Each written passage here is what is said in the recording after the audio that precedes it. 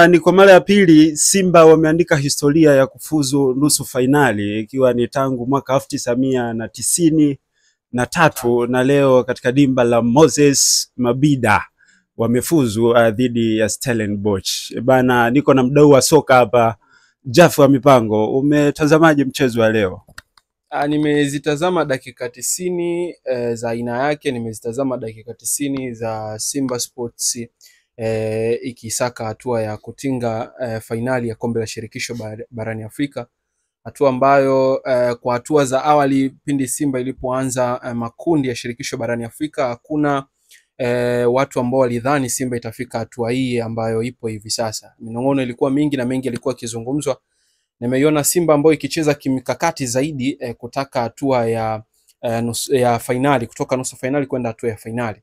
Kwa hiyo ukiniuliza nimeona mchezo wa aina gani, nimeona mchezo ambao Simba amecheza kimkakati zaidi kutafuta hatua ya fainali, hatua ambayo imewapa furaha hivi sasa wana Simba wengi ambao walikuwa wanaisubiri kwa kipindi kirefu zaidi. Mr. Augusto, ni kipi ambacho kinakufanya uone kwamba Simba wamecheza kimkakati, sio kwamba labda walikuwa wameelemewa kwa namna moja au nyingine? Ukisema Simba alikuwa ameelemewa ni kuwakosea haki Simba Sports. Alichokifanya ni kwamba tayari alikuwa ishapata mtaji wa kuanza nao pindi atakapofika kwenye ardhi ya ugenini. Kwa alichokifanya ni kulinda kile alichokuwa nacho. Yaani mtu umepewa kianzio cha safari huko uendako, basi kinakulinda kwa namna ambavyo mazingira utayakuta huko uendako. Kwa Simba alichokifanya ni kutumia tu mtaji alioupata pale New Amani Complex, na amefanikiwa kwenye hilo. Stellenbosch licha ya kuwa umiliki wa mpira ulikuwa kwake kwa kiasi kikubwa, lakini bado hakuweza kufanya attempt ambazo zingeweza kumuathiri Simba Sports kwa moja kwa moja. Kwa hiyo mpango wa Simba ulikuwa ni mpango mzuri, mpango wa kuzuia, mpango ambao ulikuwa hauhitaji mbwembwe nyingi zaidi ya kulinda walichokipata. Na Mwalimu Fadlu unaweza kumpa kongole.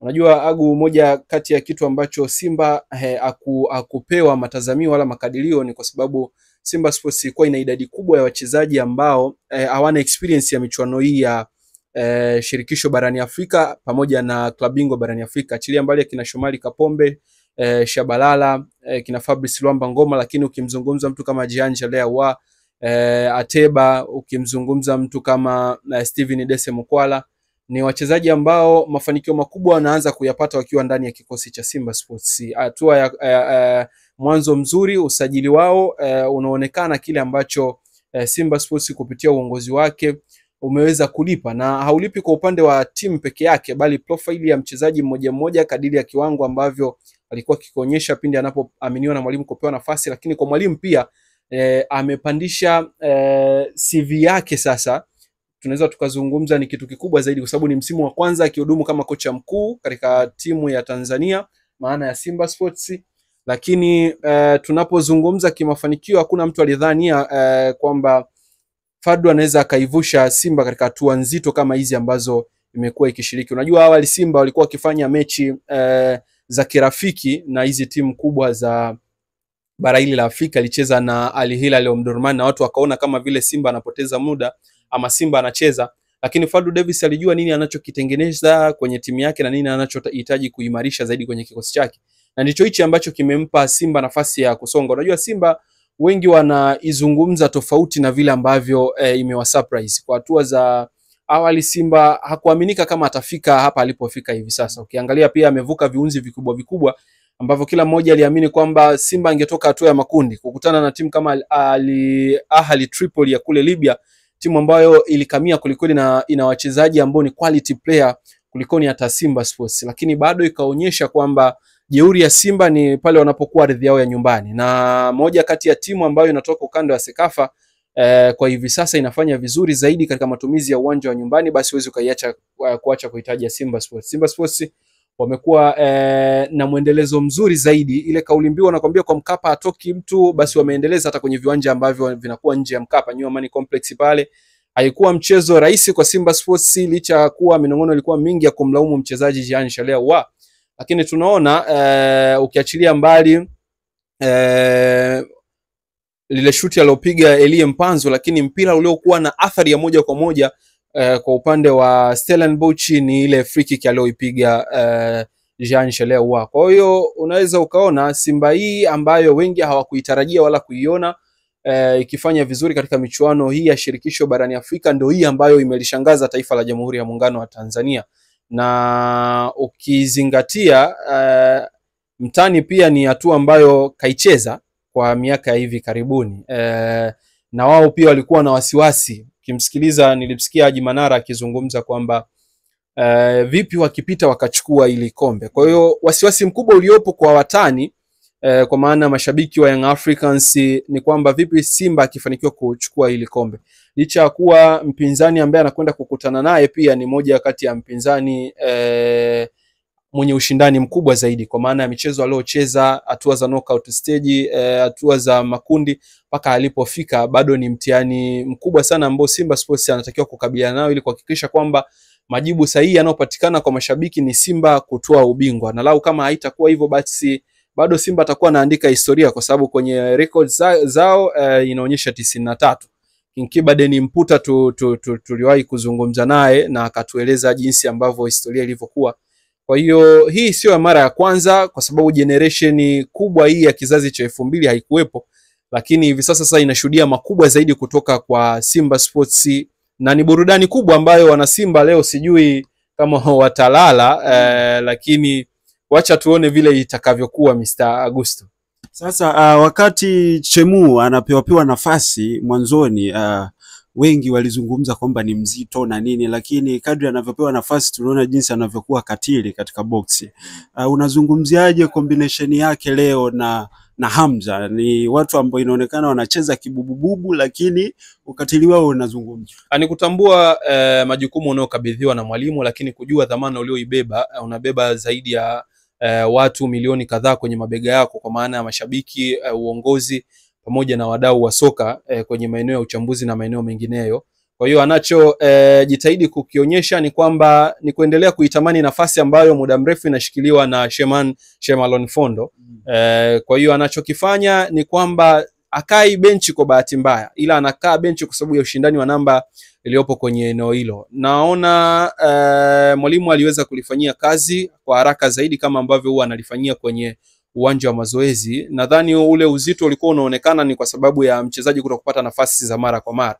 Inakuwepo hiyo na yale maelewano ya uwanja wa mazoezi na unapokuwa field penyewe kwenye kukabiliana, kunakuwa kuna pressure ya aina yake. Unajua pressure uwanja wa mazoezi ni tofauti na pressure zile dakika 90 unapokuwa unasaka matokeo, na muda huo pia mnajitahidi kuzuia safu yenu ya ulinzi kuonekana kuwa ni imara zaidi kwa kutokuruhusu makosa ambayo mashabiki wanaweza wakahukumu ilikuwa vipi, wachambuzi wanaweza wakahukumu mchezaji kama yule akostahili kuwa timu ya Simba Sports. Japo kumekuwa kuna minong'ono ambayo inazungumzwa kwa hivi sasa kwamba Simba inahitaji beki. Nimeisikia hiyo mijadala ikiendelea kwenye vituo mbalimbali vya radio na vikizungumza kwamba anahitaji beki wa kimataifa, lakini ni swala tu la uharaka. Umejua sisi tumekuwa sana na uharaka wa kutamani kuona mchezaji akifanya makubwa ndani ya muda mfupi. Japo wanasema mchezaji mzuri huwa asubiri, lakini kuna nyakati mchezaji, kuna nyakati anaweza akapitia zikawa nyakati za mpito ambazo zinahitaji subira. Sasa ukifanya maamuzi ya haraka, mchezaji huyo pia anaweza katoka kwenda kwenye klabu nyingine ukaona mbona ni mzuri zaidi kuliko alikotoka, na wengi wao wanaenda mbali kuhusisha imani za kishirikina na vitu kama hivyo. Kwa hiyo Shemua Karabu kuimprove kwake ni kwa sababu anapata nafasi na anajua jukumu lile analokabidhiwa, na aina pia ya kuchangamana na pacha wake kwa maana ya Brother Kamza.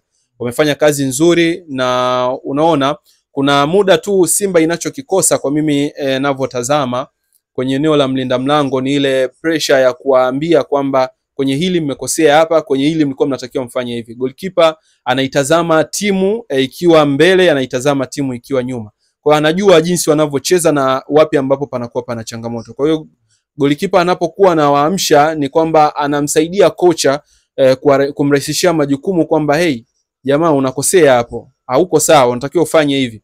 Kwa hiyo sehemu Pimpin Kamara Spiderman, mmoja kati ya goalkeeper mzuri zaidi kwa hivi sasa ambaye Simba Sports wanajivunia kuwa naye, basi anatakiwa amke kwenye eneo hilo kuhakikisha kwamba anaamsha wachezaji ili waweze kujua majukumu yao katika zile hatari ambazo zinaweza zikageuka kuwa goli na kuwapa athari katika michuano kama hii kwenye hatua muhimu aliyofikia.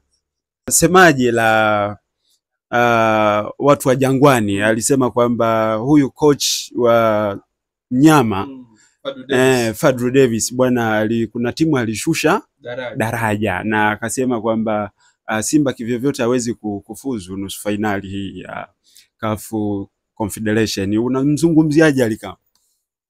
Ni sehemu ya masahara ambayo yapo kwa hawa watani. Unajua swala la utani halijaanza leo, wasimu wao umeanza muda mrefu sana, na nadhani huwa ni sehemu tu ya kukinanga cha mwenzako kuonekana ni kibaya, basi cha kwako kuwa ni kizuri. Ukiachilia hiyo kauli ambayo umeizungumza kwenye mchezo wa Fountain Gate kule Manyara, alizungumza na safari yake anatoka weekend hii, na safari kubwa ilikuwa ni hii. Nadhani hasa alikuwa akiwazungumzia Simba Sports, na hakuna mafanikio atakayopata mtani wako wewe ukafurahia, kwa sababu unajua kwa namna moja au nyingine kwenye records atazungumzwa yeye, kwenye vyombo vya habari atazungumzwa yeye. Kiachilia mbali ile pongezi ya Rais wa Jamhuri ya Muungano wa Tanzania inayotoka hongera Simba Sports kwa kuwakilisha vizuri bendera ya Tanzania, hiyo ndio huwa inawauma zaidi. Kwa hiyo kinachowauma hivi sasa ni kuona Simba anapita kwenye hatua ambazo hata wao wenyewe hawakutarajia. Walikuwa wanatambia medali. Kutambia medali kwa sababu ukuwahi kufika katika hatua hiyo ya mafanikio ni swala jema, lakini kutambia kitu ambacho mwenzako alishawahi kumiliki ni utoto, kwa sababu Agu wewe umeoa, alafu mtu anakuja kukutambia yeye kaoa. Yani kwa sababu mke wake ni mpya anaanza naye maisha, basi wewe kwa kuwa yule wa kwako unaye kwa muda mrefu, basi hana uthamani, utakuwa ni kumkosea mtu heshima. Kwa hiyo ni namna tu ya vile ambavyo ushabiki kwetu huku umekuwa ni mkubwa, na zile vutani kuvute za maneno ya kimitandao ili kuongeza mvuto na kuvutia watu kuja kutazama jambo lako, basi inabidi uchachawize kwa namna hiyo. Lakini kusifia medali alafu umelikosa kombe, nadhani haina mabadiliko, kwa sababu thamani ya kiwango cha fedha ambacho ulikuwa unatakiwa kupata ukiwa na mshindi wa pili akibadiliki, ni tofauti na yule atakayepata akiwa mshindi wa kwanza. Kwa hiyo unaweza ukatamba ukiwa ni bingwa wa michuano aidha ya shirikisho au ya klabu bingwa kwamba umeleta kombe, lakini ukiachilia mbali kuleta kombe kwa heshima kwamba utapanda kirenki, kuna fedha pia unakuwa umezikusanya, idadi kubwa sana ya fedha utakuwa umeipata hapo. Kwa hiyo kwenye hilo nadhani ni utani tu hapa na pale, na kwa ushabiki wao wataondoka nalo kishabiki, kwa sababu linawapa fursa ya kuzungumza, hususan wao wanazungumza kwamba Simba Sports ilicheza michuano ya Mashudi ya Biola ni tofauti na ile, lakini Simba ilicheza CAF Cup. Kwa hiyo tofauti tu ya majina ndio inafanya watu washindwe kuelewa unaleta hapo uzito, lakini Simba hii ni fainali yake ya pili, tunaomba tuiweke sawa. Simba hii ni fainali yake ya pili, 93 ilicheza fainali yake ya kwanza, lakini ukiachilia hapo ni miaka 32 imepita. Ni record ambayo timu pekee iliyoweka ni Simba Sports kwa hivi sasa. Kwa hiyo unapozungumza Simba nadhani uzungumze kwa heshima ya kuwapa maua yao katika kile ambacho wamekifanya. Mara 6 tunazungumza wameshiriki michuano ya klabu bingwa pamoja na shirikisho, lakini hawaishii hatua tu ya makundi, imekwenda mbali zaidi kuwa na uhakika sasa wa kufika hatua ya robo finali. Mwana Simba hivi sasa ana pressure na Simba Sports kuhusu kucheza hatua ya robo finali.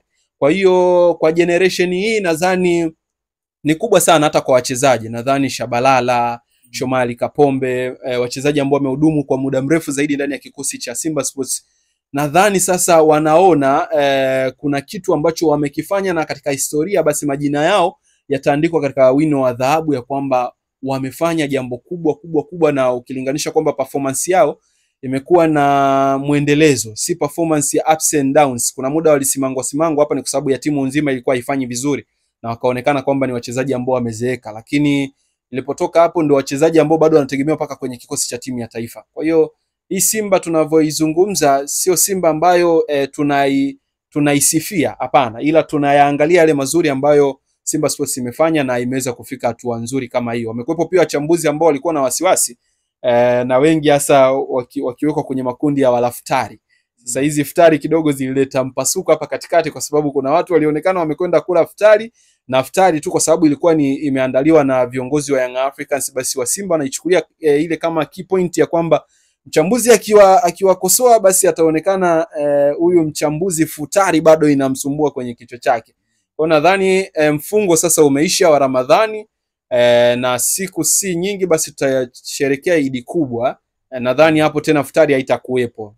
Kwa hiyo mchambuzi akichambua basi asionekane amekula futari. Wataenda kula nyama, ambiwa kula nyama nyamaza. Kwamba Simba na wenyewe waandae supu. Simba hawana mambo haya. Sidhani kama Simba wana sababu ya kufanya supu. Sema ninachokitarajia ni mapokezi makubwa pale Airport Terminal 3 Julius Nyerere International Airport. Ninachokitarajia ni hicho, kwa sababu hata hii hatua pia ni hatua ambayo bado ni kubwa, bado ni hatua ya thamani, kwa sababu unapoiandika record sio swala dogo, sio swala dogo hata kidogo. Tunaona mataifa makubwa yanavyopigania kuingia kwenye records, kujaa tu kwenye kile kitabu cha Guinness ni kitu kikubwa sana. Kwa Simba kuingia kwenye record hiyo, kwangu mimi naona ni moja ya hatua ya mafanikio ambayo hata wao sidhani kama walikuwa wameweka makadirio yao kufika hatua ya finali. Kwa hiyo ninachokiona ni kwamba walikuwa wanaongeza hatua moja mbele ya nyingine pindi wanapomaliza wanapovuka hatua hiyo, kwamba walianza hatua ya makundi, robo finali, wakasema hii wanavuka, wameenda nusu finali, wamekwambia finali wanacheza, na finali kweli wamecheza. Kwa hiyo tunaona ukiweka malengo, morali ikiwepo, wachezaji unao, mwalimu yupo vizuri, viongozi wanatimiza majukumu yao kwa wakati, hakuna madeni, timu inafanya vizuri, kwa sababu psychologically wachezaji watakuwa wako vizuri, fitness, tactically, technically hakuna kitu ambacho kitapelea labda sasa washindwe wao katika kutekeleza mbinu za mwalimu pindi wanapokuwa wanakabiliana na wapinzani wao.